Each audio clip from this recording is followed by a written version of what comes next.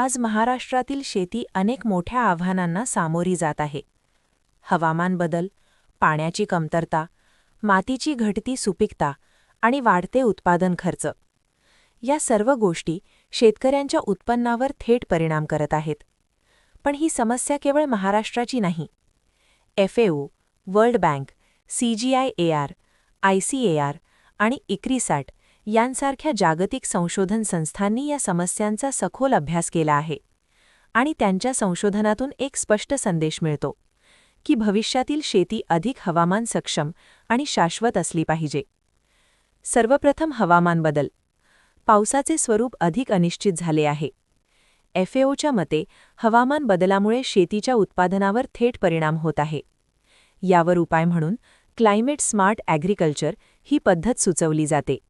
यामध्ये पीक विविधीकरण, हवामानाशी जुळवून घेणारे वाण आणि मातीचे आरोग्य सुधारण्यावर भर दिला जातो.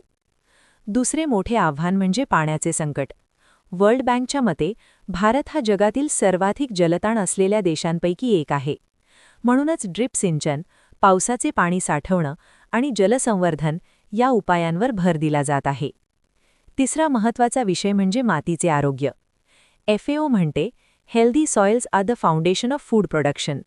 म्हणूनच कमी नांगरणी, मातीवर आच्छादन आणि पीक फेरपालट यांसारख्या पद्धती महत्त्वाच्या ठरतात. कीड व्यवस्थापनासाठी इंटिग्रेटेड पेस्ट मॅनेजमेंट म्हणजेच IPM वापरण्याची शिफारस केली जाते. यामध्ये जैविक नियंत्रण आणि नैसर्गिक शत्रूंचा वापर करून रासायनिक कीटकनाशकांवर अवलंबित्व कमी केले जाते. आज शेतकऱ्यांसाठी आणखी एक मोठे आव्हान म्हणजे वाढते उत्पादन खर्च. बियाणे, खते आणि इंधन यांचे दर वाढत आहेत. वर्ल्ड बँकच्या संशोधनानुसार शेतकऱ्यांना तंत्रज्ञान आणि बाजारपेठेचा चांगला प्रवेश मिळणे अत्यंत महत्त्वाचे आहे. यासाठी भारतात FPO म्हणजेच फार्मर प्रोड्युसर ऑर्गनायझेशन ही संकल्पना पुढे आली आहे. यामध्ये शेतकरी एकत्र येऊन खरेदी, विक्री आणि बाजारपेठेचे व्यवस्थापन सामूहिकपणे करतात.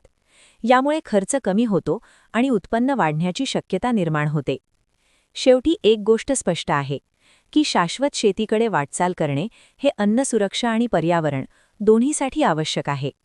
आणि योग्य पद्धतींचा अवलंब केल्यास महाराष्ट्रातील शेती अधिक मजबूत आणि टिकाऊ बनू शकते.